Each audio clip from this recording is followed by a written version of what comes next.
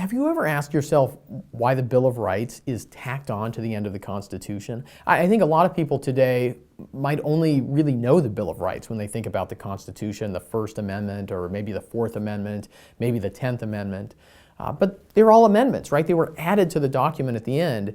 And that's because some of the founders didn't want a Bill of Rights. And before we jump to any conclusions, we should remember these are people who risked their lives, their fortunes, and their sacred honor for liberty. They believed in rights. But they were worried that people would misunderstand the Constitution. What they wanted to do with the Constitution was to create little islands of government power in a sea of liberty.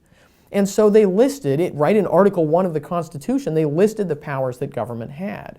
And they were worried that if they listed the rights that we the people have, that people would get it backwards. They would see these rights as little islands of individual rights, of freedom, in a sea of government power.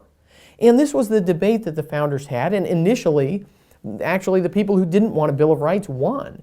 And they passed the Constitution out of the Constitutional Convention without a Bill of Rights.